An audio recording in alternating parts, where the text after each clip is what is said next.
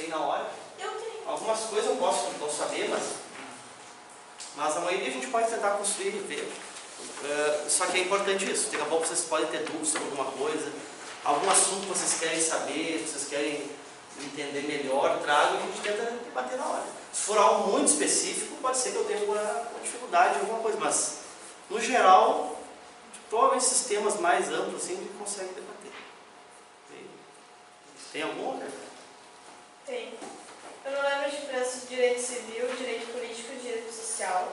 Eu não entendi isso aqui sobre uma das teorias do Karl Marx, que era sobre alienação do povo. E É bem complexa essa parte do Karl Marx. de 13, mas eu não peguei. E só para relembrar os direitos mesmo, que eu quero citar na redação, mas eu sempre me confundo. Tá, nos direitos a gente vai ver na revisão do próprio simulado. Sim, agora. aqui, A gente vai ver. E como é que vocês foram? Vocês lembram? Você errou duas? Eu errei, acho que a 1 e a... Vocês lembram como é que foram? Não, eu errei a 4 assim. Que eu, sei lá. Uma coisa que eu achei difícil, a medida de classificar em fácil, médio e difícil. É muito difícil. Eu não sei qual é a fácil, qual é a média e qual é difícil. Eu não sei. Depende. Só que a 11 é difícil. A 11? Pra mim, pelo menos. Mas esse... Bom, A só 9 é igual a que tu deu. A 11 só se as alternativas complicaram um pouco, porque na verdade é muito simples. É que pra mim funciona. A 9 tá fácil. A 8 tá muito fácil. A 7, quem conhece o Max Weber sabe. A 9, a primeira tá barbada. A segunda também. A 4 dá pra complicar um pouco, porque pra mim o Luiz Fernando Veríssimo é só autor e não é filósofo, ele é só escritor. Porque ele é filho do Érico Veríssimo. Então ela é... Ainda mais se tu acompanhar essa sequência de outros autores ali. Fernando Henrique Cardoso, ele foi um dos presidentes, e tu disse que ele era sociólogo também. Aí eu fiquei, Gilberto Freire é... Sérgio Buarque de Holanda é... Aí eu fiquei, Luiz Fernando Veríssimo é o... Esse aqui eu tentei botar um nome, eu ia botar um nome mais bizarro, assim. Tipo, que não tinha como ser mesmo. Mas não, vai ficar muito fácil. Eu vou botar um carinha que vai complicar. Tá aí, a resposta correta é o Luiz Fernando Veríssimo. Eu acertei. Porque ele é escritor, tem nada a ver com o Cascal. Sim, ele até poderia ser um filósofo. Ele até poderia ser um filósofo, mas a pergunta ele é é filho do Érico Veríssimo. Ele até pode ser um filósofo, ou enfim, depende. Mas não Ou sociólogo. poderia ter um sociólogo ali, um filósofo ali. Ou talvez até um sociólogo. Mas a questão tem que ver a alternativa lá, que dizia o quê? Os pensadores da sociologia lá, os primeiros a tentar pensar a sociedade brasileira. Então aí, se eu botava um outro tipo de sociólogo, talvez não poderia não estar lá, mas esses são. Deixa eu ver. Então, vamos começar na 1. Na 1, então, lá, ó. Quem é que lê para nós essa questão 1? Vai ficar mais fácil agora, tá? Quem é que lê a 1? Bem fácil, ó. É só a alternativa, a questão, lê a questão. No que se refere ao evento da globalização e seu impacto para modificar tanto a forma como as pessoas vivem, como a noção de poder e soberania de cada país no contexto mundial, podemos afirmar que... Qual é a certa? Deixa eu ler. Olha lá, no que se refere ao evento da globalização e seu impacto para modificar tanto a forma como as pessoas vivem, Não é a primeira. como a noção de poder e soberania de cada país no contexto mundial, Aí podemos também não é. afirmar corretamente que a globalização em nada afeta as decisões das nações. É a C. A C. A globalização torna cada vez mais mundializado temas contemporâneos como democracia e direitos humanos, havendo grandes cobranças da comunidade internacional frente a países ou regimes governamentais que não observem tais questões. Por que isso aqui, turma? Quando eu estava formulando a questão, eu até ia colocar assim, ó, que a soberania das nações pode, não só, a soberania das nações de alguma forma não são afetadas. Mas aí, por que essa questão, se eu falasse soberania aqui, por que ficaria dúbia a questão e poderia ser uma questão passiva de ser anulada? Porque quando a gente fala em soberania de um país, o que é a soberania de um país? Isso é até bom debater aqui. Soberania, por exemplo, muito embora um país lá, haja uma grande pressão sobre vários temas na comunidade internacional, cada vez mais. Então, tanto que a gente vê assim, ó, o mundo parece que os países têm cada vez menos poder sobre o seu próprio território. Porque qualquer coisa que acontece no país, todo mundo já está sabendo e todo mundo já está com a rede social, então é direto, né? Já está criticando, já quer intervenção, já quer alguma coisa. Então a gente vê que cada vez mais, isso é um processo que está acontecendo de uma forma muito natural. Daqui a meio século, capaz dos países não ter mais poder sobre o seu próprio território. Mas o que é soberania? Soberania é que ainda os países mandam sobre o seu próprio território. Muito embora a C está correta, porque os países sofrem cada vez mais cobranças, mais pressão para seguir essa pauta internacional. Então, olha a Venezuela, por exemplo. Quanta gente pede intervenção na Venezuela, não sei o que. Tá. Mas a Venezuela é um país soberano. Em última instância, quem decide lá é o governo da Venezuela, o que vai ser feito lá dentro. A não ser que um outro país pegue um exército e ataque o país e invade lá. Mas a soberania é da Venezuela. Só que acontece com o governo deles lá, talvez se fosse em outras épocas, não sofreriam muito menos pressão. Hoje, por causa da mundialização, da globalização, qualquer país... Olha agora, por exemplo, o próprio Bolsonaro aqui no Brasil, ele já está conhecendo o mundo inteiro, as ideias dele, e as pessoas, inclusive de outros países, fazem manifestação contra ou a favor um cara aqui do Brasil. Então, para ver como os países têm cada vez menos poder sobre si mesmo e é cada vez mais mundializado temas. Em qualquer lugar do mundo, o tema, digamos, o modo de proceder é esse. Qualquer pessoa ou governo que queira agir diferente vai encontrar grandes problemas. Então é mais ou menos nesse aspecto. Quando a gente falar em soberania, ou se vocês verem essa palavra soberania, tem que prestar bastante atenção. Porque soberania levado a rigor quer dizer o quê? Que os países ainda têm a soberania. Que não existe uma corte lá. Existe uma corte na ONU que pode anular, por exemplo, uma decisão do Supremo Tribunal Federal no Brasil? A ONU tem esse poder ou não? Não tem esse poder. Ela pode no máximo fazer uma carta de recomendação, fazer alguma coisa nesse sentido, um protesto, eles podem fazer um protesto, tá? Mas eles não têm, o tribunal da ONU não é maior, não é superior aos tribunais dos países, ainda quem manda é os países.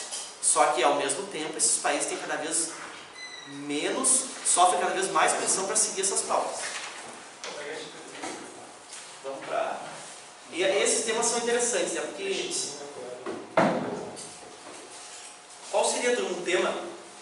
A gente não conseguiu trabalhar muito ainda, mas um tema que é uma pauta mundial que está acontecendo na Europa lá, que é um problema para a Europa e para os Estados Unidos. Imigrante. A imigração. Porque a imigração ela é um tema muito complexo mesmo. E por que é complexo esse tema? O que você sabe sobre imigração? O que se trata disso? O que são os problemas que a Europa tem sobre imigração?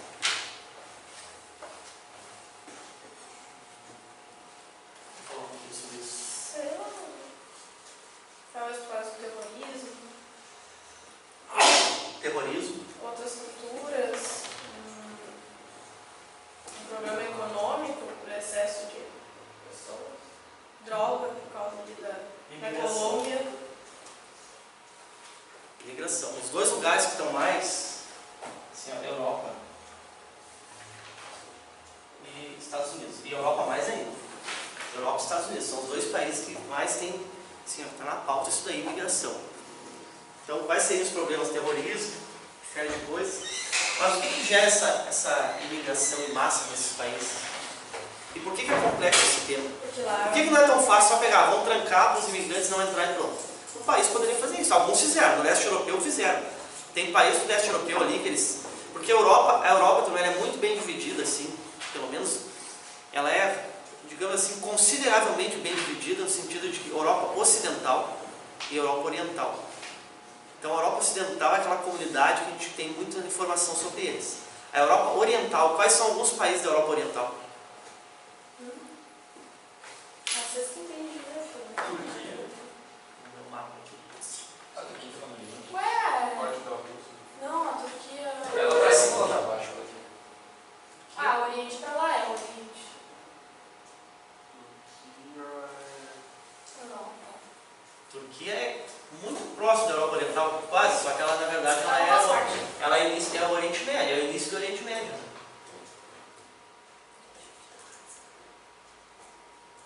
Ela é a entrada da Europa. O Oriente Médio é nossa.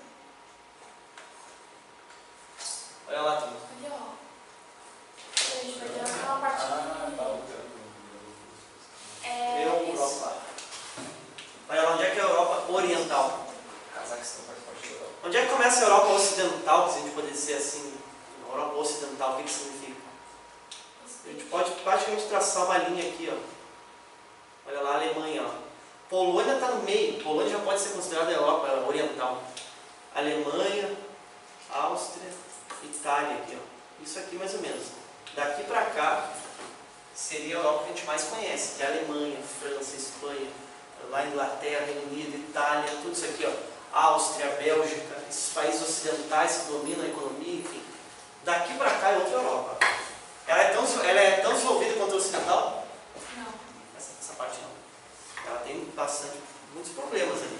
Mas o que acontece? Olha a Turquia onde fica. Na Ásia aqui, ó, Oriente Médio. Então estava vendo muitos imigrantes daqui, ó, passando por aqui para chegar na Europa, Alemanha, todos os países aqui. Alguns paizinhos aqui, Bulgária, Romênia, eles trancam mesmo, eles trancam, porque eles já são países mais fechados, eles não têm essa preocupação tão grande com o politicamente correto. Qual a capital da Bulgária? Budapeste? Não lembro. Capital da Bulgária.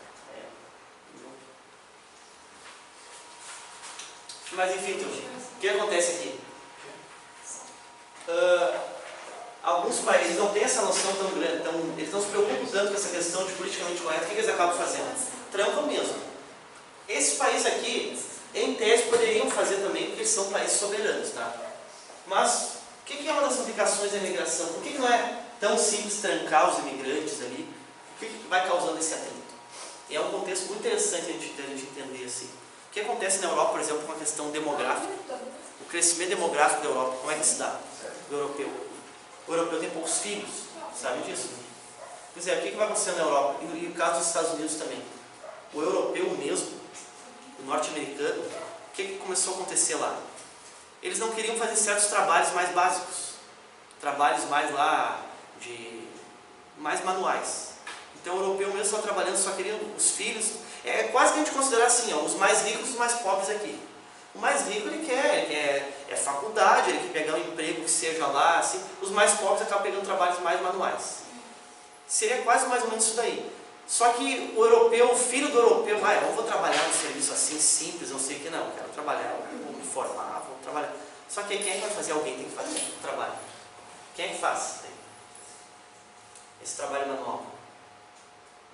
Calçar as ruas, não sei o que, alguém vai ter que fazer isso aí. A pessoa que não tem conhecimento tão grande, o imigrante em geral, nos Estados Unidos também, não sei se o mexicano ia lá, para o mexicano, para o latino-americano não tinha problema nenhum. E pegar uma enxadinha lá e arrumar um negócio e fazendo, inclusive muitos ganharam fortuna trabalhando nisso. Tem uns que ficaram muito ricos mesmo. E para lá ninguém queria fazer, os caras botavam uma empreiteira e começavam a fazer calçada, cortar grama, não sei quando ele estava cheio da grana. Só que eles não queriam fazer isso. Tá, então alguns vão indo. Só que na Europa é a mesma coisa. Só que aí começou a acontecer algumas crises, começou a chegar gente demais. Então, hoje tem um embate muito forte na Europa, que é um grupo mais digamos assim, ó, que aceita os imigrantes, e outro grupo mais de direita que não aceita. Inclusive, os grupos mais à extrema-direita querem a expulsão dos imigrantes da Europa, do norte da África, aqui, para o Oriente Médio, que é a expulsão. Então esse é o cenário que tem na Europa, e é um cenário bastante complicado. A gente é difícil até prever o que vai acontecer daqui a meio século, 30, 40, 50, meio século, por exemplo. Pode ou acontecer de ser muito bem aceitos os imigrantes lá, embora tenha atritos, alguns grupos contra, mas eles serem aceitos, se integrar, e a sociedade europeia vai ser uma sociedade mestiça. Ou vai acontecer de daqui a pouco surge algum líder, alguma coisa disso, e começa a dar um conflito e expulsa os caras mesmo. Então até essa onda de nacionalismo que tem surgido, que o primeiro foi o Donald Trump, um pouco relacionado a isso. É para os países recuperar um pouco da sua soberania, da sua autonomia. Tanto que o Trump ganhou nos Estados Unidos assim, né? O Trump ninguém acreditava que ele poderia ganhar, ele era chacota mesmo, os caras, não tem como ele ganhar, é impossível ele ganhar. Chegou na hora lá da contagem dos votos. E lá nas vésperas da eleição, as pesquisas davam franco favoritismo para Hillary. Aí na hora que o pessoal foi nas urnas mesmo, não se confirmou. Eles ficaram chocados lá, porque não acreditavam mesmo na possibilidade do Trump ganhar. E aqui no Brasil, o Bolsonaro, muito a força do Bolsonaro, com certeza tem um pouco relacionado ao Trump ter ganhado nos Estados Unidos, porque os Estados Unidos ele cria, de certa forma, uma tendência no mundo. Alguém ganha lá, acaba sendo tendência.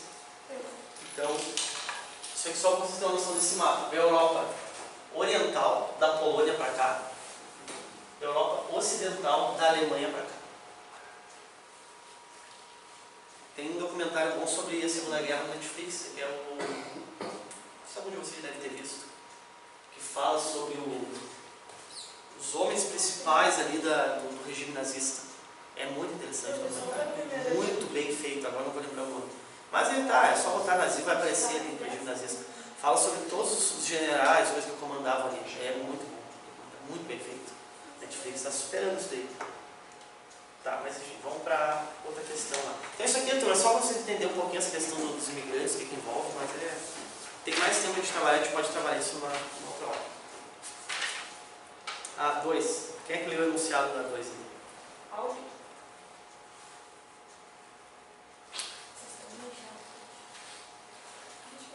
Sobre as revoluções produtivas capitalistas, podemos afirmar que no início do século XX, o modelo de produção mais proeminente a despontar foi aquele que organizou a produção de forma metódica e eficiente, tal como os preceitos da administração científica. Esse modelo de produção exponenciou a capacidade das fábricas, conseguiu reduzir o preço dos produtos ofertados e estabeleceu a produção em massa. Esse modelo é chamado de evotoiotismo, porque o Fordismo era mais caro, né? Evotoiotismo? É. Quem é que botou outro? Mas o Fordismo não era mais caro? E o toyotismo não produzia mais em massa? Sim. Pois é, foi no início do século XX também. Qual foi no início do século XX? É fundamental. É uma informação fundamental. Tá, eu acho que foi então... Qual foi o primeiro? Tá, foi Fordismo. Fordismo, no século XX. É que eu vi vocês lembram? Massa, eu achei que era o toyotismo. Os dois são... mas é só vocês lembrar.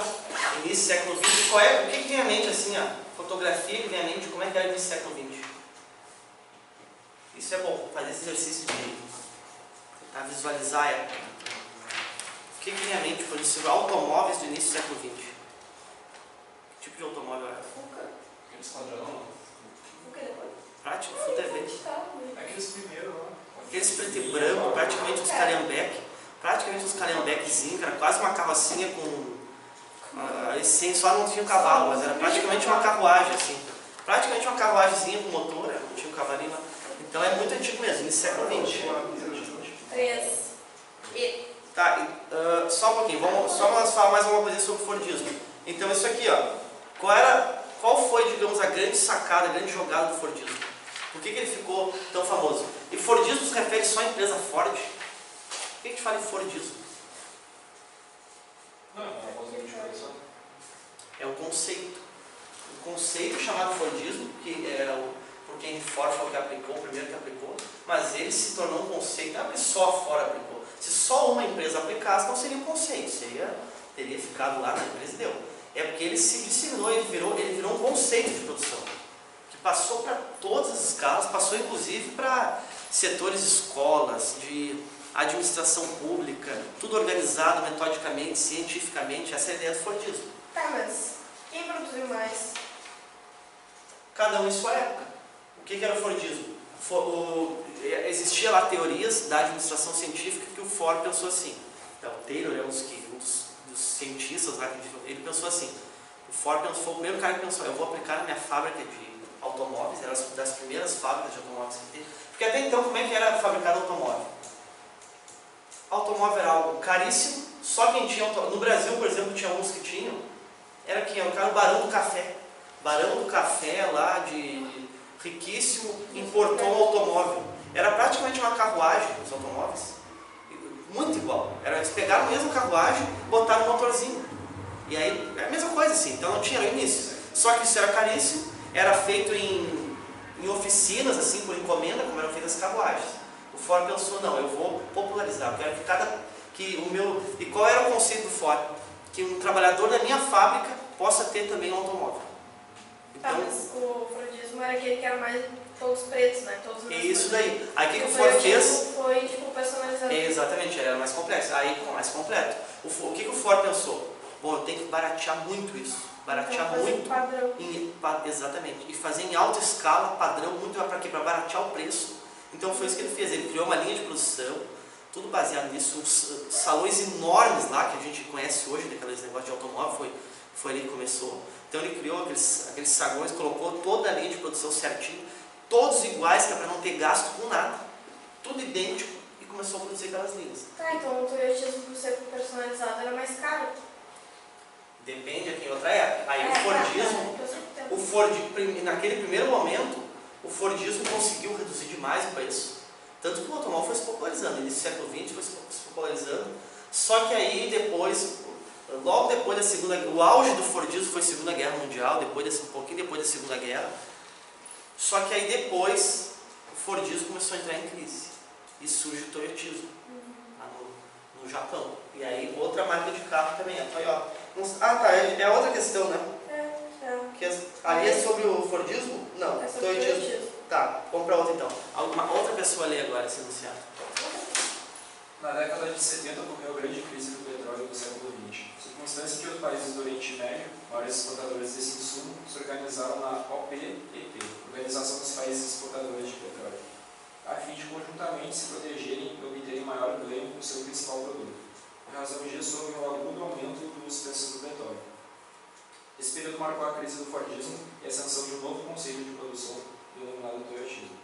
Sobre esse novo conceito, assinale a alternativa incorreta. Qual é a alternativa aqui? Aí, o Toyotismo japonês foi vencido pelo Fordismo norte-americano na Segunda Guerra Mundial. 3.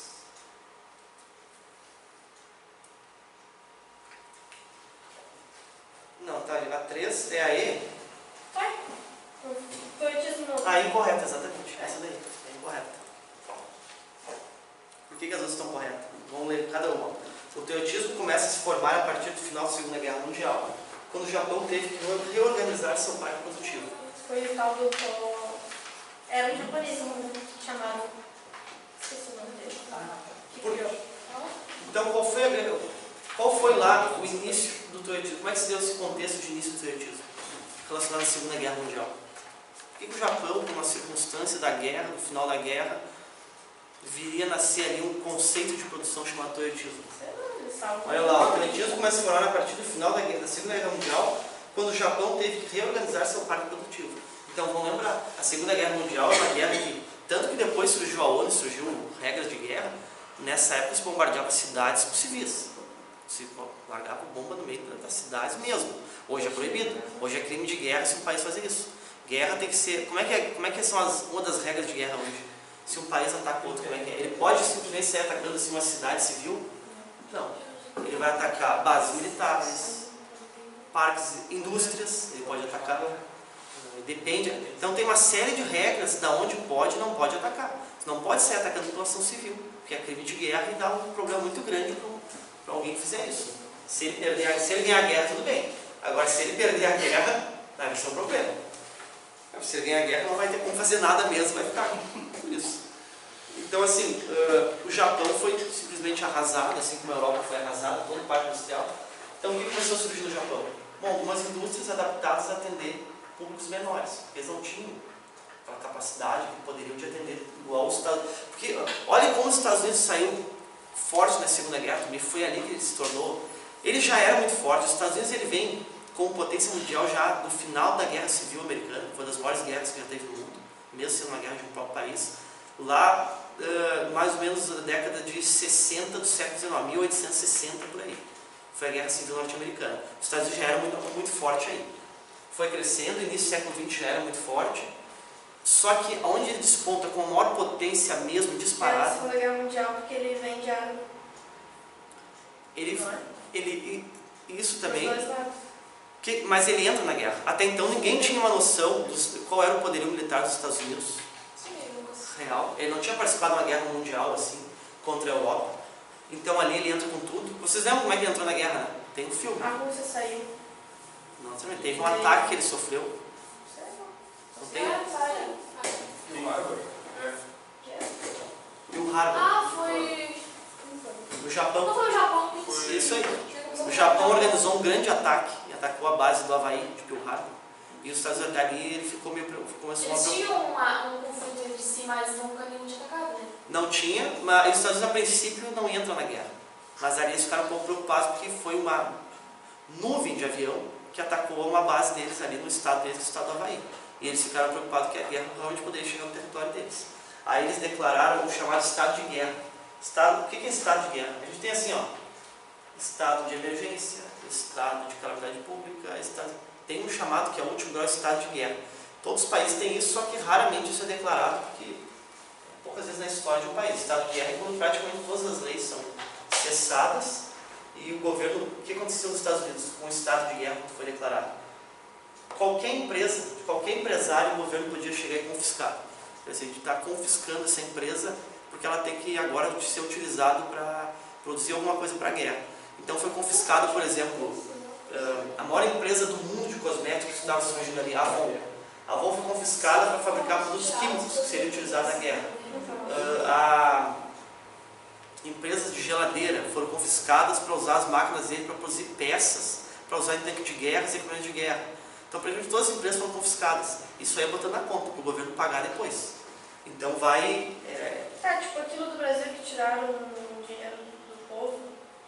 Mas muito pior, porque aí no caso, como está declarado estado de guerra, é um estado de exceção total, que vai ser resolvido. Então o governo confisca, todas as empresas entraram na guerra, foi uma campanha mesmo de guerra, porque eles tinham que atacar a Europa, isso não era qualquer coisa. Então organizar um exército para atravessar o mar e atacar lá a Europa é muito difícil fazer isso. Então eles organizaram, entraram na guerra e eles ali mostraram. Mas aí não conseguiu acontecer aquilo, que eles precisavam tirar toda a população para dar, porque o governo não tinha. Tipo, eles tiraram todas as produções agrícolas e tudo. Ah, tá, mas tu diz que o quê? Quando eles estavam... Revolução Russa? Mas aconteceu isso? Sim. Não, ainda não sei. Tá, mas tu está falando, eu acho, de repente, da Revolução Russa considerada pelo militar. Não, ela falou Russa, eu achei que era da Revolução Russa. Mas naquela época, porque eu lembro que eles tiraram porque eles não tinham. Eles confiscaram os bens, eles... Tá, aí a Revolução Russa, tá, sim. Tá, aí sim. Aí Mas eu lembro que foi quando ele tirou da guerra ou foi... Não, isso foi antes. Foi antes quando... Isso daí foi quando caiu a monarquia na Rússia e se instalou o regime bem antes. Tipo, 1917. Aí confiscaram as propriedades, mas ainda era por causa da guerra. Não foi na época que era o Cabo Moeda, não foi na época que teve Tá, mas aí isso aí foi antes da guerra, bem antes na Rússia, estava acontecendo a Revolução Russa. E aí houve uma revolução lá dentro para quê? Para abolir a propriedade privada, a Revolução Comunista, abolir a propriedade privada, abolir tudo. Aí confiscaram as fazendas, confiscaram tudo. Mas aí não era para usar em guerra, era porque estava se querendo implantar um novo regime de mundo. Lembra que eles estavam querendo tirar os... Como é que é o nome dos caras lá? Kizar. O Czar, que era o monarca. O Czar é o então, nesse caso, não... Isso é bem antes, a Rússia estava se formando. Mas depois a União Soviética já... Então só conta quando o objetivo é... Guerra. Sim, o país pode declarar não uma revolução. Isso é só quando é um país, o governo oficial tem que declarar. Né? Uma revolução é um grupo que toma o poder dentro do próprio país. Então aconteceu isso, os Estados Unidos fez toda essa campanha de guerra aí, e depois dali a Europa estava destruída. A Europa saiu com suas cidades, seu parque industrial, tudo destruído. O Japão também, ou seja, as maiores potências do mundo estavam destruídas. Quem é que estava com tudo intacto? Suas empresas, que não foi lá a guerra? Estados Unidos. Os Estados Unidos estava intacto. O que ele começou a fazer? Financiar a Europa para reconstruir a Europa. Rapaz, o Brasil nada, meteram fogo no nosso... Por que o Brasil não se meteu nisso aí também? Se meteu sim. O Brasil foi. Não, tipo, igual os Estados Unidos fez também. Porque a gente não tinha potencial para isso. Mas O quê? quando a gente Tava bom, tava... que tava bonitinho, não destruiu nada, por que eles não ajudaram os outros? Mas a gente ajudou, mas no final... Só é que a gente... Não é que a gente se meteu muito, mas é que quando a gente estava exportando, eles começaram a atacar aqui. Mas atacar os navios, no caso, que estavam exportando. O Brasil ajudou militarmente muito insignificantemente na guerra. Mas mandou lá umas tropas. Mas o caso do Brasil é totalmente diferente dos Estados Unidos. Porque os Estados Unidos é uma potência mundial. O Brasil não tinha, acho que... O Brasil só se meteu mesmo na guerra. O Brasil não tinha nem infraestrutura aqui. Os carinhas daqui. Tá, 4. Só para nós concluir isso daí. Então o que aconteceu lá? Os Estados Unidos teve que reconstruir a Europa. Começou as empresas dos Estados Unidos vender em massa produtos e tudo. Vender em massa, produção em massa. Quem é que faz isso? Qual o sistema produtivo que a gente está vendo aqui? Antes. Fordismo. Esse é o auge do Fordismo. É o auge. E é o auge dos Estados Unidos. Então ele entra ali nos 50, nos 60, nos 70 e o estilo de vida norte-americano se dissemina pelo mundo inteiro. os filmes, o cinema, os produtos, tudo, eles vendem no mundo inteiro. Eles começam inclusive a imprimir moeda, papel moeda para a Europa. A Europa adotou o dólar por um tempo, porque era difícil negociar com muitas moedas ali nos países com a economia destruída. Então os Estados Unidos começaram a imprimir o dólar para o mundo inteiro, vender produtos, financiar a construção da Europa e de vários países. No Japão, o que está acontecendo? A mesma coisa. Só que aí no Japão começa a surgir lá algumas empresas naquela dificuldade, que começam a se especializar e pensar assim, bom, a gente não tem a mesma capacidade de produção do Fordismo, mas eles começam a desenvolver um meio muito eficiente de atender públicos menores, mais específicos, gastar menos, produção mais rápida. Uma das principais coisas é eliminar o estoque. Então a empresa não precisava assim, vou ter que comprar agora 1 milhão, vou comprar, sei lá, 10 mil toneladas de ferro para botar aqui no meu depósito, aí eu vou usando isso daí conforme os clientes vão vir. Não, eles começaram a vender por encomendas, que aí tu sabia, tu encomendou 50 automóveis, aí ela comprava as coisas, fazia os 50 e te entregava. Então eles começaram a desenvolver um sistema muito eficiente. E aí lá nos anos 70, quando aconteceu essa questão do petróleo, o Fordismo começou a tremer. Por quê? Porque ele não tinha mais aquele amplo mercado mundial para atender. E o toyotismo estava ali preparado para disputar de uma forma mais competitiva que o Fordismo. 4. Sobre os pensadores em sociologia, refletir sobre a sociedade brasileira, suas origens, características, problemas, assinaram a alternativa abaixo, quem não devia estar na lista. Luiz Fernando Veríssimo. E os outros? Porque ele não todos pensadores do sociólogo. Fernando Henrique Cardoso não, um político? Mas também é sociólogo. Então lá, aqueles... Caio Prado Júnior também é. E quais são os 3 principais, a gente pensar assim, os 3 livros considerados mais clássicos, na verdade, da sociologia de Brasil do início lá? Do Brasil? Sociologia inicial do Brasil tem os 3 autores que são considerados os mais clássicos, quase como se fosse o Durkheim, o Max Weber da sociologia. Esses aqui são os 3 a entender o Brasil. O Brasil, eu não sei quem é. Por exemplo, Gilberto Freire, Sérgio Buarque de Holanda e Caio Prado Júnior, são os 3. O Fernando Henrique é importante também, mas ele não tem a obra de referência tal como esses outros, por exemplo, Na verdade, ele só é formado mesmo, né? Não, ele tem estudos importantes sobre CEPAL, América Latina. O primeiro estudo de doutorado dele foi as charqueadas do sul do país. Ele estudou no Rio Grande do Sul, o início dele lá. Ele é considerado, tanto que a gente estuda ele na faculdade, porque ele tem livros, tem tudo. Ele entendeu a América Latina. E o que não é, o Luiz Fernando Veríssimo não é um sociólogo clássico. Muito embora possa ser considerado, ele é um literato, ele pode ser talvez um filósofo, mas ele é um da literatura. Agora lá, assim. Os direitos podem ser divididos em 3 tipos. A cidadania consiste na conquista desses direitos. Assinale abaixo a alternativa correta. Maquiar aí, diferente tudo. Só que eu nunca sei a diferença dos civis e sociais. A, B e C estão corretas aí? Foi o que eu marquei. A. Direitos civis. Consciência da garantia da liberdade religiosa e de pensamento, o direito de ir e vir, o direito de propriedade, a liberdade contratual, principalmente de escolher o trabalho e, finalmente, a justiça, que deveria salvaguardar todos os direitos anteriores. Olha só, direito de orientação, não é orientação, era orientação. Tá, eu usei na minha redação que era direito civil, a orientação sexual. Isso existe mesmo, porque eu só chutei que era direito civil. Olha. Se o cara corrige, sei lá. Ou que era direito civil, não, tipo, colocar que vai ser culto, ele disse que era direito civil. É? Civil. Civil, porque não poderia, assim, por eliminação. Não poderia ser social, porque social está muito relacionado a questão a necessidade do ser humano. A necessidade de vida, exatamente. Então, por exemplo, ali, a habitação, tudo. Direito político é basicamente mesmo votar, ser eleito, tudo isso daí. E o civil, sim. O civil é o mais básico de todos. Na verdade, o que principia tudo, na verdade, é o civil, porque é a garantia mínima de tu poder ir e vir, é a garantia mínima de poder se expressar, poder ter uma religião, poder ter uma orientação sexual. Então, esse é o civil. Quando não tem direitos civis aqui, então, por exemplo, tu não tem direitos civis, talvez possa ter, mas Porque se tu não tem direito à justiça, tu não tem direito social de sistema judiciário. Exatamente. É nesse sentido uma coisa vai levando a outra. Mas claro, tem países que daqui a pouco, até que não é tão ruim os sistemas, assim, digamos, o acesso às questões, mas não vai ter nenhum tipo de liberdade, por exemplo.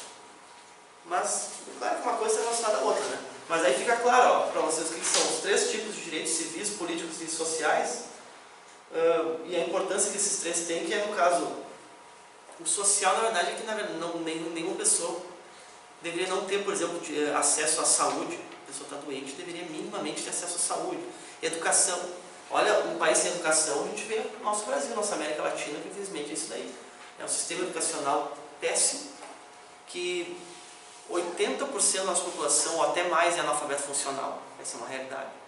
Porque as pessoas têm grande dificuldade de ler, até ler, mas não interpretam a condição. Agora que está melhorando um pouquinho, os mais jovens estão conseguindo ter acesso mas enfim, se a gente pegar a população um pouco mais velha, é bem complicado. E o político lá, direitos eleitorais, votar e ser votado, direito de livre associação, formar partidos, sindicatos, direito de protestar. Então esses são aí, e a resposta é aí mesmo, os 3. Essa aqui eu tentei, na verdade assim, sempre quando eu formulo as questões eu tento não fazer para não confundir muito. Então essa aqui porque eu acho assim que a prova não é só questão de fazer vocês errar. O principal da prova é ser didática, é ajudar vocês a aprender. A pessoa aprende um monte fazendo prova. E aqui eu quis realmente enfatizar os 3 direitos para não confundir vocês para ter aqui. Então são esses 3 aqui bem certinho. A, B e C estão corretas.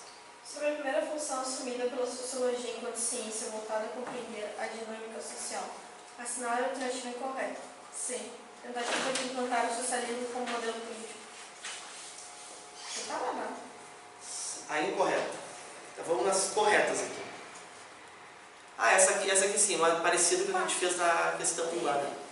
Pensadores tentaram dar respostas às diversas problemáticas surgidas com o novo modelo social industrial. Correto. Correto? Crescimento rápido das cidades, êxodo rural e problemas sociais. Correto. Tentativa de implantar o socialismo como modelo político. Incorreto. Correto, não é? Depois surgiu uma vertente. E tá aí, e qual vertente tentou implantar o socialismo? Como assim, vertente? A questão é a seguinte, sobre a primeira função assumida pela sociologia enquanto ciência, voltada a compreender a dinâmica social, assinar a alternativa incorreta. Mas em algum momento surgiu uma vertente lá que quis implantar esse sistema novo. Qual foi? E quem foi o principal teórico? O Marx. O marxismo. E o Frederick. Isso aí, vários outros, mas surgiu. Olha só, hoje eu li, tá bem aqui, ó, que o marxismo não é só do Marx, também o Frederick, que ele ajudou ele. Sim. Então por que não é marxismo? Marxismo, mas o Marx é o autor principal que dá nome. Junto com o seu amigo tá até explicando. Sim, mas é que o Marx é o principal, então vai ficar o nome sempre do principal. Depois vários, e não foi só Marx, Gramsci, vários outros contribuíram depois do marxismo. Mas só que o Marx é digamos, o grande nome disso daí, o genial dessa questão aí. E ele é um grande cientista mesmo. Só que é um grande cientista, só que ele acabou, ele estudou economia, filosofia, desenvolveu estudos sobre tudo, só que depois ele começou a criar um sistema social chamado lá comunismo, e uma maneira de implantar isso, se a gente pensar assim, eu não gosto desse sistema, a gente gostar ou não, e nada interfere a influência que isso teve no mundo até hoje. Nós estamos aqui quase, pelo menos vai fazer daqui a um pouco 200 anos que foi desenvolvido isso daí. E continua uma luta política em cima de esquerda, direita, socialismo e comunismo. Então olha a influência que isso teve no mundo. Isso não é do nada, porque assim, vamos pensar assim, nenhum autor desenvolve nada. Se vocês aqui um dia lá forem autores de algo, não vai sair simplesmente, saiu exclusivamente da minha cabeça, não é isso. Vocês são fruto de um contexto, do que vocês estão vendo, estão vivendo. E o que é na verdade o autor? O autor ele consegue captar coisas que estão acontecendo. Ele na verdade ele tem uma sensibilidade muito grande de captar o que está acontecendo e descrever isso. E foi o que o Marx fez. Porque a gente tem que entender que o Marx na época não tem muito a ver com o que acontece hoje.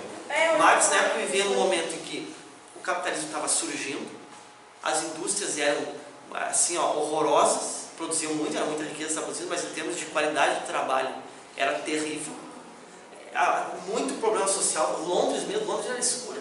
Londres era tanta fábrica, tanta produção, que era uma cidade que não se via o sol mais, era escura. E então ele surgiu escrevendo, não, nós temos que mudar isso aí. E os trabalhadores não têm. Então ele surge como um agente importante naquele momento. Eu estava falando sobre o capitalismo, né? Que, de acordo com Marx, os capitalistas exploravam os trabalhadores, pagando-lhes menos do que eles pagam. O excesso de trabalho do trabalhador é o que produz os capitalistas. Só que esse para pensar hoje em dia isso aqui não se adequa. Porque se tem lei de trabalho, tem hora certa, que equivale com o valor do salário, não existe isso de exploração. Sim, isso é o mais-valia. Mais-valia se chama. Esse conceito chamado mais-valia, o que é? O lucro. O lucro, que o comunismo seria anti-lucro. O capitalismo é o sistema do lucro, o comunismo não dá o lucro. O que o Marx chamou de mais-valia? É assim, então tu vai lá trabalhar 8 horas por dia no comércio, ou na empresa, na indústria, sei lá. Tu trabalha 2 horas, ou 3 horas, ou 4 horas para pagar o teu salário.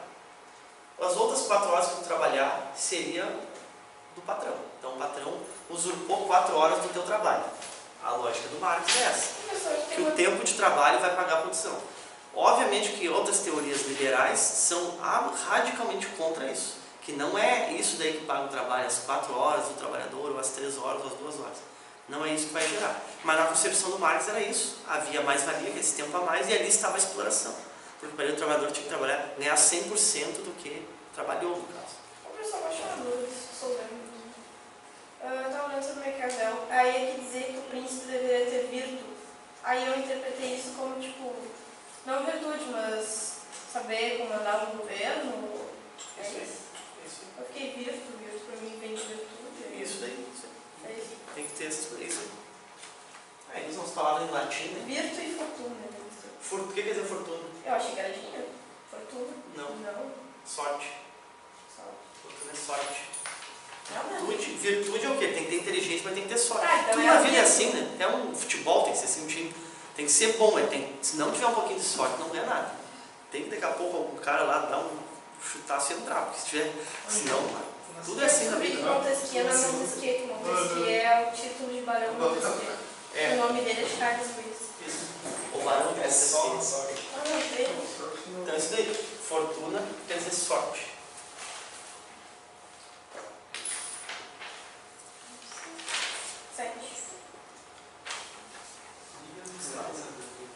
Max Weber dedicou esforços em tentar compreender qual seria a função mais fundamental do Estado quanto à organização, ou melhor, retirando toda e qualquer função secundária. Qual seria a definição maior dessa instituição, sem a qual ele deixaria de existir? Sobre esse tema, a característica central do Estado para Weber é, eu botei B, possui o monopólio do uso da força e a violência sobre o seu território. Isso, porque qual foi o raciocínio do Weber? E olha que interessante, porque o Weber, ele é um cara que ele fez estudos sociológicos, ele fez assim, a raiz da sociologia. É o que um estudo propriamente sociológico, tentar entender as coisas. Então, olha que interessante essa reflexão. Ele trazia assim, ó. Ele começou a pensar, bom, nós temos um país, olha assim, nós temos um país, temos um governo, mas o que é o principal desse governo sem a qual ele deixaria de existir? A gente pega o nosso país, se o governo pegar e privatizar a educação, todas as escolas forem privadas, e o governo, sei lá, dá bolsa de estudo, ou não dá bolsa de estudo, depende, vai continuar existindo o governo? Não. Por que não? Se não tiver escolas, por exemplo, se for cortada a função de escola. Se o governo agora, se o governo, por exemplo, privatizar, como está sendo privatizar, por exemplo, a CE, vai continuar existindo o governo? Não, continuar vai. Vai. Se ele privatizar o Banrisul, vai continuar existindo o governo? Mas se ele privatizar tudo, ele não tem governo. Se ele privatizar, tá, mas o que ele não pode privatizar para deixar de ser governo? Segurança. O exército? Segurança. Se ele privatizar a saúde, tem países que é privado, boa parte da educação. A saúde também, os Estados Unidos é privado. Então, o Weber começou a pensar. Então, olha o que é um exercício filosófico, só começou a pensar o que é a raiz mais fundamental do que isso que a gente chama Estado. E ele começou, que se retirar isso acaba. Então ele pensou assim, bom, só pode ser o monopólio do uso da força, por quê? Porque o monopólio, a gente pensa, mas as pessoas têm arma. Mas por que o governo tem monopólio do uso da força? O que quer dizer isso? monopólio do uso da força. Se as pessoas, por exemplo, têm armas, Não consegue conter o povo. quem é que autoriza ter uma arma, por exemplo? O governo. O governo tem que autorizar ter uma arma. E as armas que o governo autoriza a ter. Modelo ali, não é qualquer uma, exatamente. Outra questão que o Weber observou. Dentro de um mesmo território, há uma lei, uma legislação. E se um grupo, um território, sei lá, um pedaço daquele país não quer cumprir a lei? Vai ser contido pela força. Pela força. Ou seja, o Estado não aceita concorrência dentro do seu território. Tipo o que o Vargas fez lá em São Paulo. Exatamente, ele não aceita a concorrência do seu território. O Estado não aceita. Ele vai usar todas as suas forças para conseguir aniquilar aquilo ali. Então, o Weber começou a pensar, não, mas ele não aceita a concorrência, é só um que manda aquela lei, vale para todo aquele território. Então, só o Estado tem a força. E se o Estado não tiver a força, o que vai acontecer? Se o Estado, por exemplo, não tiver o exército, não tiver a polícia? Aí ele vai abrir fronteira para os outros territórios, para os mesmo que outros países não invadam, governos. seja uma ilha que ninguém chega lá. Aí, Mas é tipo aquela. Não é de o contratualismo, só que sem. tipo estágio, assim, quase isso, estágio de natureza que fala. Por quê? Digamos que o Brasil tem uma lei, tá? Nós temos nossa Constituição, tem as legislações, os estatutos, tá? Só que ao mesmo tempo a gente tem as leis, mas não tem uma força armada. Cumpre a lei só quem quer. Exatamente isso daí. Cumpre quem quer, eu não quero cumprir, não. Tá? Ninguém vai fazer nada mesmo. Ou seja, vira o caos, acaba o país. Porque não tem lei. Cumpre quem quer a lei. Ou seja, esse país não existe mais. Porque se um pedaço quer se separa. Se outro não quer cumprir, cumpre. Então, é necessário a força estar junto com a lei. Sem a força não existe a lei, a lei é só um papel. Então, o Weber chegou a essa conclusão. A função, o núcleo, o cerne está dentro, o monopólio do uso da força.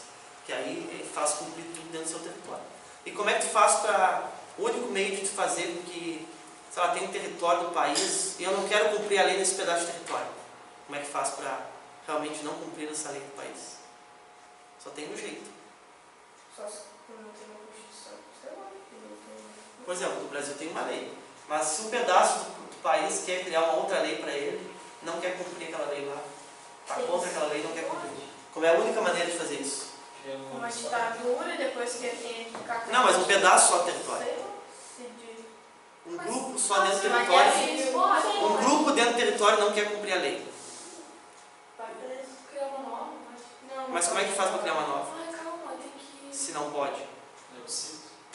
A Constituição não permite certos plebiscitos que seja... que pode ter uma ditadura e depois que acabar a ditadura fazer uma Constituição nova. Derrubada da Constituição. Não, o senhor falou... Não. Mas era... É o seguinte, se uma parte do território não quer cumprir a lei, ou um grupo não quer cumprir a lei, Só se aquela parte, sei lá. ou se não, por exemplo, se um... Cria um movimento separatista. Tá, mas aí como é que tu faz para se separar se a lei não deixa? Usa A força. Constituição brasileira só com força. Então só força. A Catalunha consegue se separar da Espanha? Não é possível. Olha a Catalunha lá, não vai separar.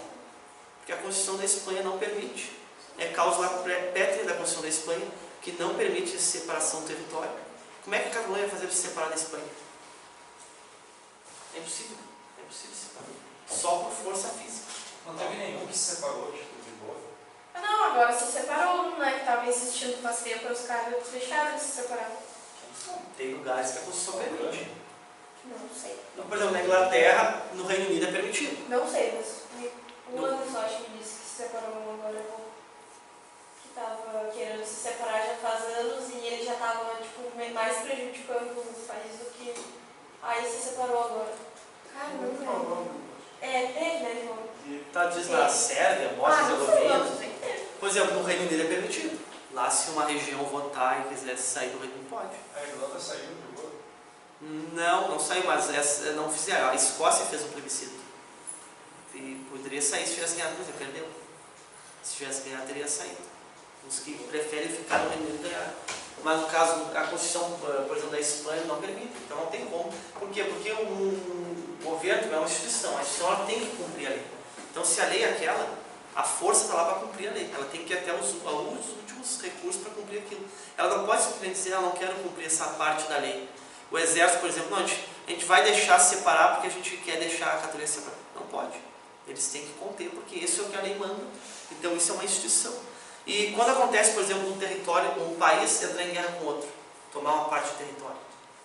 Bom, aí são dois estados, dois entes estatais, que ambos têm a sua autonomia, a sua soberania, ambos têm monopólio do uso da força no seu território e entram em conflito, entram em choque. Aí aquele que tiver mais força vai conseguir anexar a parte do território. Tipo, se isso acontecer dentro de um estado, tipo, o Rio Grande do Sul quiser tomar um território de Santa Catarina, não tem condição. Isso acontecia antes. Já teve guerra entre os Mas estados. agora já não pode. Por exemplo, Paraná e Santa Catarina tiveram guerra entre eles. Estado-nação. Paraná já. Quem ganhou? Ninguém? Não, acho que Coisa? Santa Catarina, pior que ganhou, porque ela foi uma parte do território ali. Meu Deus! Porque o Paraná, ele encostava no Rio Grande do Sul, né? O Paraná encostava no Sul. O oeste de Santa Catarina era Paraná. Era um estado maior.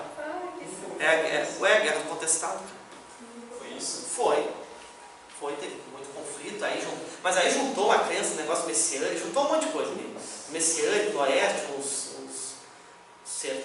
lá do interior que se juntaram, mas houve outras coisas, mas a princípio Achei que Santa Catarina fosse mó de boa. Sei lá, eles são tão... o governo do Paraná mandou tropas, uma coisa toda, era assim. Porque Eles são tão madeiros, né?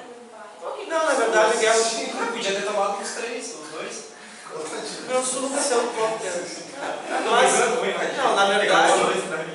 Não, na verdade aí o governo federal interviu. Imagina o Paraná e ele para Santa Catarina. É a mesma coisa. Mas não, aí se tu para pra pensar, só... Aqui havia um conflito para um território ali que não estava bem definido. Aí se o Rio Grande do Sul fosse atacar, ele teria que atacar 3 ao mesmo tempo. Seria o governo federal, Que ano foi isso? Paraná. Provavelmente ele ia ter 3, não teria que Acho que bem no iníciozinho do século XX. Bem no início do século XX. Vai se juntar os 3 para derrotar o Rio Grande do Sul. Não, mas na verdade assim. Pois é, esse Rio Grande do Sul ainda é maior, né? Mas não o do federal. Se fosse assim, a gente chega e Não, mas na verdade não é isso. Não, mas o federal não tinha. Não, mas o federal não tinha essa questão. Brasil, entendeu? Começou a tirar com a galera. Não, mas é que. Era do Brasil. Ah, era dividido, né? Os baragatos, os tal. Não, mas é que tá, o governo federal interviu, teve toda uma questão ali, aí é convocado uma força para ir lá acabar com o conflito. E aí, no caso, assim, o governo federal não tinha necessariamente uma tropa mantida só do governo federal. Os estados tinham suas tropas que eram, a princípio, todas leais ao governo federal. Tipo um feudalismo. Como se fosse, praticamente. Tanto que tinha, por exemplo, Guerra do Paraguai, foi a Guarda Nacional do Grandense, que fez a questão toda a cavalaria da Guerra do Paraguai foi composta. E na Guerra do Contestado também, quem acabou com a Guerra do Contestado foi essa Guarda Nacional do Grandense, que foi lá com a cavalaria e terminou com a Guerra do Contestado. E foi a nossa guarda que fez? Sim, foi a cavalaria. E Guerra de Canudos. Não, contestado. Também. Ai, tá rindo. Foi. Meu Deus. Sim, foi convocado pelo governo. Tu nem sabia que era. Foi convocado pelo governo, convocou a Guarda Nacional do Grandense, que foi lá e terminou com o conflito. Canudos, a mesma coisa, foram até lá no Nordeste, no país. Canudos foi muito idiota, sério. Foi a coisa mais ridícula. Tu sabe quem pegou o Canudos? Aquele pessoalzinho que estava ali, que derrubaram Canudos, era a Guarda Nacional do Grandense. Os do mal ali era. Os filmes eles não falam isso. Mas era, eles não falam, mas era. Levaram daqui, foram de navio, foram até lá. Os do mal, né? Lá no do mal. Não. Oi. As desigualdades sociais estão presentes. As desigualdades sociais estão presentes, em maior ou menor grau, em todas as sociedades humanas. Muitos tipos de divisão social diferentes já existem na história. Em relação à sociedade moderna, como podemos caracterizar seu estamento social? Assinato e ajuda correta. C. Essa é uma que eu considero fácil. Acho que é fácil. C. O definidor maior da posição de um indivíduo na sociedade de classes é a renda, podendo haver ascensão social pelo fator renda e também contatos legalizados entre pessoas de diferentes classes. Então isso é o mais importante também, assim, que a gente até pode dizer assim, ó, o principal é a renda, não é o único, mas é o principal. Porque não são em todas as sociedades que funcionam dessa maneira. O cara é rico, necessariamente vai ter o status. Primeiro que em algumas sociedades nem é possível ser rico se tu já é de uma classe inferior.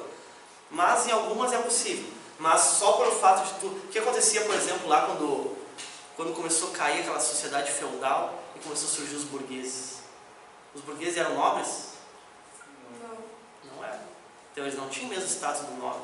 Um nobre de sangue tradicional, das famílias tradicionais. Eles compravam, mas mesmo assim não era. Compravam, melhoravam um pouquinho, mas mesmo assim eles sabiam entre eles quem era os nobres ou não. Até porque o jeito do burguês não era nem parecido com o jeito, digamos, de um nobre. Exatamente. Então, os dois se comparavam. Vocês veem que... E já a sociedade capitalista, de certa forma, ela terminou um pouco com isso. Porque claro que tem outras coisas que dá status, não é só a questão do dinheiro.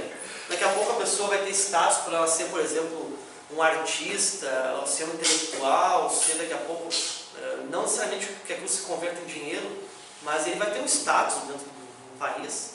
Mas o dinheiro praticamente sempre dá status. Não, sempre vai dar. O dinheiro sempre vai dar. Se o cara ficou rico, ele pode ser meio lá, um cara meio estronchado, ele pode ter assim, mas ele vai ter seu status porque ele comanda um império de dinheiro, ele vai ter seu poder. Essa é digamos, uma diferença que a sociedade capitalista trouxe.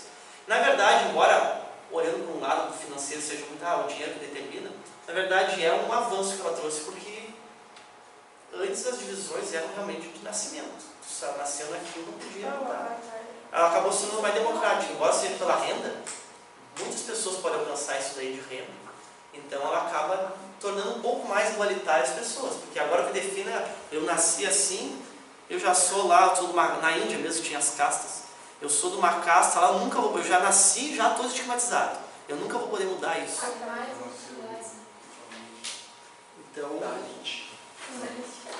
ela traz uma diferenciação. E também está relacionado a emprego, né? Então uma coisa está levando a outra, né? Porque na Índia era relacionado aos empregos. Alguns tipos de emprego era da casta tal. Aquilo fazia com que o cara não conseguisse nunca subir de renda, porque nunca ia ter. Por exemplo, se o cara fosse lá, pecuarista, ou ferreiro, ou marceneiro, ele nunca ia ser convidado para trabalhar no Estado, por exemplo. Então, na verdade, ele não ia ser convidado, talvez porque ele nem soubesse trabalhar no Estado mesmo, mas aí eram de castas diferentes. E aquele filho daquele marceneiro, ferreiro, sei lá, nunca ia se tornar uma coisa. Então, as castas eram... E é muito relacionado assim, as que trabalham e que não trabalham. As castas que trabalham, alguns até tem alguns estados, mas são quem? Comerciantes. Aqui se vende tapete, tecido. Comerciantes. As castas que trabalham, comerciantes, pecuaristas, agricultores e profissionais. E depois as classes religiosas, políticas, comandam o governo, e as classes religiosas comandam a religião. Parecido com a Idade Média, na verdade.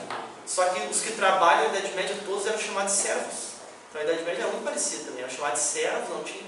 E a outra eram os nobres, que controlavam o governo, e a igreja. 9.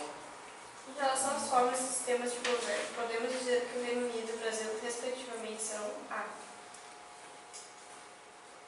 9, letra A. Por quê? Monarquia constitucional, parlamentarista e república bicameral presidencialista. Constitucional, porque tem uma Constituição e a monarquia não está acima da Constituição, então não é absoluta, é constitucional. Parlamentarista, porque tem um parlamento e eles não podem fazer o que dá na telha.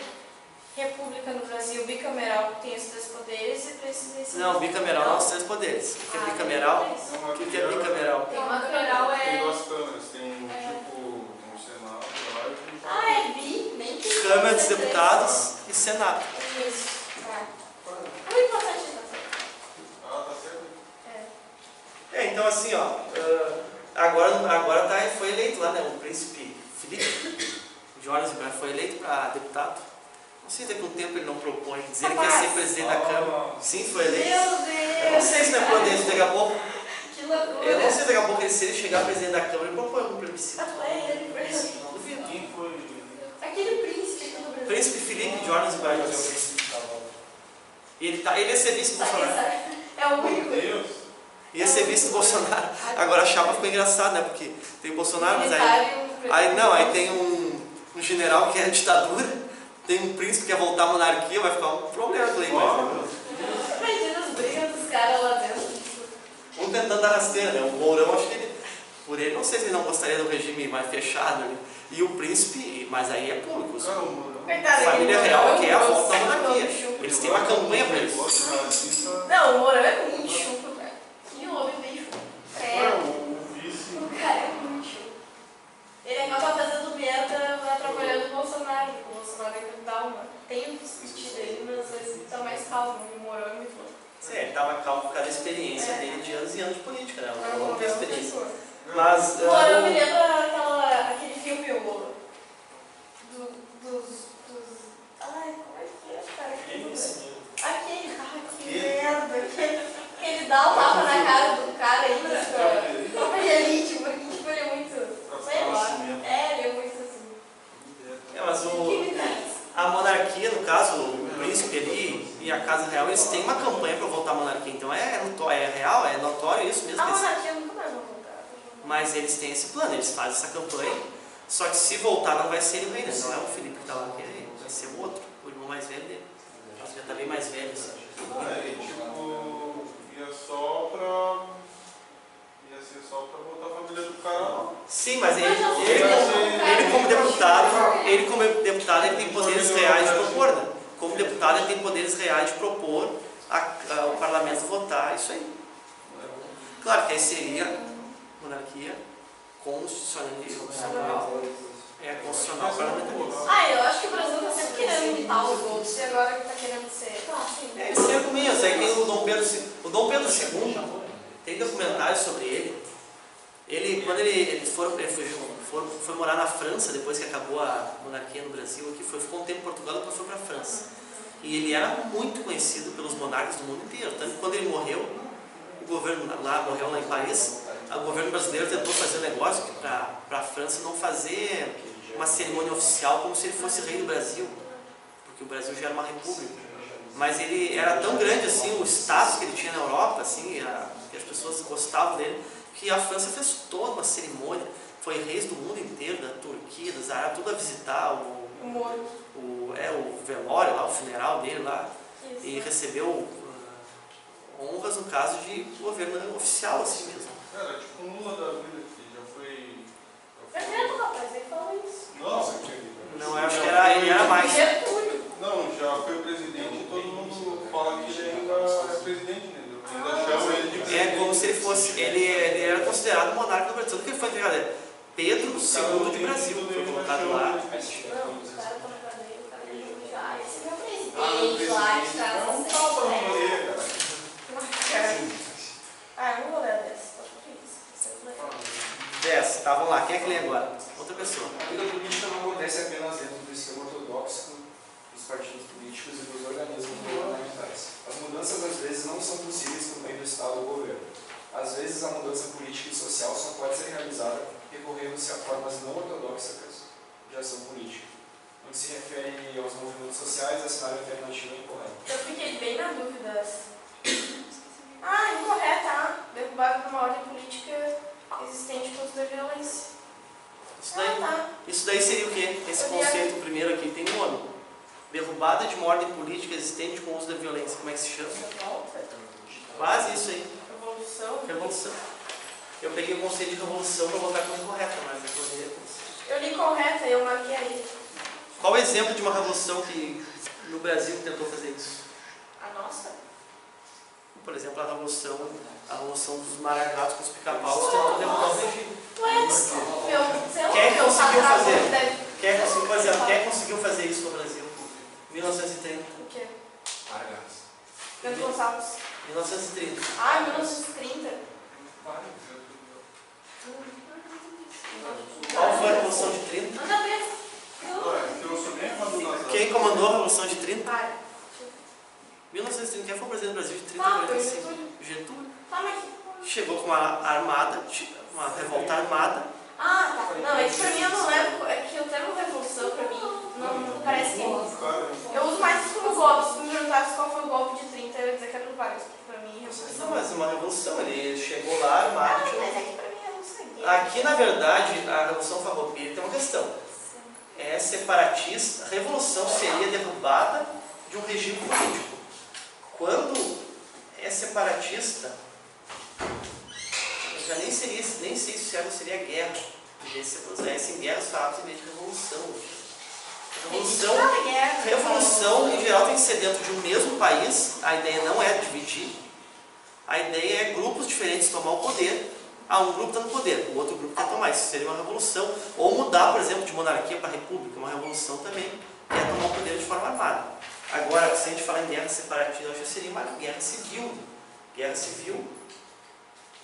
Ou se for já declarado um país contra o outro, é. Agora, 11. Essa aqui deveria ser muito simples. Na verdade, ela é, só que o problema é se a pessoa não dominar o conceito. O que é etnocentrismo? Eu botei aí. O que é etnocentrismo? Eu sei que alguma coisa aí, não. O que é? O que é etnocentrismo? O que é etnia? Etnia. Etnia. E centrismo? Centro. O que é isso daí? Isso é um conceito da antropologia que o que diz? Praticamente todas as culturas do mundo, se observou assim, praticamente todas as culturas do mundo são etnocêntricas. O que é uma cultura, um povo ser etnocêntrico? Sua etnia está no centro? Isso, sua etnia está no centro. Raça não, mas não só, praticamente todas as culturas do mundo, inclusive indígenas, sempre a sua etnia está no centro. Tanto que a tradução, pega por exemplo romanos, quem não era romano, quem não estava dentro do Império Romano, como é que era chamado? Bárbaros. Na Europa medieval, quem não professava a cultura e a fé cristã era herege. Então sempre tem assim algum nome que se dá para quem não é da minha cultura, da minha etnia, do meu povo. Então qual que é essa? Então, por exemplo, assim, até indígenas. Pega indígenas. Vários povos do mundo se descobriu que o nome que eles davam para eles mesmos, por exemplo assim, guaranis, não sei o quê, o nome de alguma tribo, da tribo que eles se autonomeavam, que Guarani, na verdade, é um nome que já foi dado pelos europeus, mas quase várias tribos do mundo, o nome que eles davam para eles mesmos era o sinônimo de humanos, homem, porque eles são os humanos, os outros não são nesse sentido. Então eles não têm um nome assim próprio. Quem diria que o índio se aparecia, né? Eu sempre achei que o índio era bem humilde. Não, porque Sei lá, o índio era... Por exemplo, quando os europeus chegaram aqui. Tá, eles brigaram e tal, mas eu sempre vi um... Não é que brigaram, os guaranis. Os guaranis, eles eram guerreiros expansionistas sanguinários. Quando chegaram aqui os índios, eles expulsaram, por exemplo, eles já tinham expulsado os Gs pampeanos, estavam expulsando o Rio Grande do Sul, estavam tomando conta. E depois os europeus chegaram, eles confrontaram, perderam, mas eles eram expansionistas e expulsavam os outros também, assim como foram expulsos. Um segundo, tadinho. Então, você vai ver, tadinho. Eles têm uma cultura, embora hoje o indígena esteja meio que colocado assim, né, como se fosse uma cultura até alinhada com a esquerda, não tem muito a ver, eles são culturas tradicionais, eles são bem tradicionais. Tanto que tribos indígenas, eles são muito tradicionais. Dentro da aldeia deles, eles perseguem homossexuais, eles têm uma série de policiamento para fazer o negócio, todo mundo seguindo a linha. Às vezes eles associam os índios a um movimento sem terra. É isso. Não, é que relaciona os índios à questão da proteção da legislação, isso aí, legislação. Mas não, eles são uma cultura... Tem que dar pro índio, porque o índio é... Isso, mas a cultura deles é assim, a cultura deles inclusive é bem agressiva. A outra eu maquiarei, sei lá como é que... Tá certo, aí. Etnocentrismo é o ato de catequizar populações locais. Não, é o ato de avaliar expressões culturais de outros povos a partir de uma visão particular de minha cultura. É isso daí. Então... Mas uma coisa. Sociedade mecânica não era a antiga. Não, essa. E sociedade orgânica não era a antiga. Ou é o contrário? Contrário. Isso é confusão. Relacionar orgânico com antigo, porque orgânico acho que lembra folha. Mecânico acho que lembra indústria, alguma coisa assim. Não, mecânico porque tipo, era tudo igual e sei lá. Mecânico? Tá, é antiga? Antiga. Então não sei o que eu tô falando. Mecânica é aquela sociedade indígena, que eles agem de uma maneira mecânica. Tá, e orgânica agora? É agora por quê? Porque as pessoas agora não precisam ter... As pessoas podem ter as mentalidades totalmente diferentes uma da outra. Então eu posso ter uma mentalidade, posso ter religião diferente. Numa mesma cidade, pode ter pessoas com diversas religiões diferentes, diversas maneiras de ser diferentes. Uma tem cultura do trabalho, outra não tem, outra é de um jeito, outra é de outro. O que une as pessoas? Uma sociedade moderna a e orgânica. interdependência. Isso daí, interdependência. O que nos une? Eu, por exemplo, eu posso ter minha religião tal, eu posso ser de um jeito tal, posso ter ou não cultura do trabalho, ou não ter, eu posso gostar de ter uma mansão, o outro pode morar numa casinha, não interessa. A minha profissão pode ser médico, a do outro ser, sei lá, qualquer outra coisa. Mas quando nós precisarmos de um médico, tanto eu como o lá, quando eu adoecer, tanto eu como o outro, diferente de mim, eu vou precisar de um médico, vou lá. Então, eu tenho uma dependência desse profissional, porque eu não sei curar. Quando o meu carro estragar, eu vou precisar do mecânico, eu não sei arrumar o próprio carro. E não interessa se o mecânico é outra religião, ou não sei, não importa, outro jeito de ser, outra cultura. O que importa é que nós conseguimos conviver por causa dessa interdependência que nós temos um do outro. Sem isso, não funcionaria a nossa sociedade. Isso aí, quem é que foi que desenvolveu essa tese? Durkheim. Na sociedade indígena é diferente. Eles não têm uma divisão do trabalho. Porque caçar, pescar e plantar e arrumar as coisas, quase todo mundo sabe fazer. Não tem porquê. Então, praticamente todo mundo tem a mesma forma de vida. Ou seja, não tendo divisão do trabalho, todo mundo, o que vai acontecer com as consciências? Se nós aqui todos trabalhamos praticamente na mesma coisa, as nossas consciências vão ser muito diferentes, muito mais parecidas. Vão ser muito parecidas. Se nós todos estamos no mesmo segmento de trabalho, vai ser muito parecido. O que vai unir uma tribo, então? Uma tribo pode ser unida com uma crença, por exemplo. Uma crença já serve para unir. Na sociedade de hoje, nossa, não é possível uma crença unir todo mundo. É mais fácil desunir, da briga. Isso, tem muita crença. Então é coisas mais simples, é capaz de todas corretas. Então, turma, isso aí, a gente fez essa revisão. Aí faça assim, turma, lembrem de na próxima aula trazer dúvidas. Assim, ó, eu vou ter que trazer um conteúdo que daqui a pouco vocês podem não trazer coisas, mas eu acho produtivo para vocês. Tragam temas, fiquem lembrando, vê notícia, vê alguma coisa, para a gente tentar trabalhar isso na aula, que vai ser a nossa última aula e é bom aproveitar.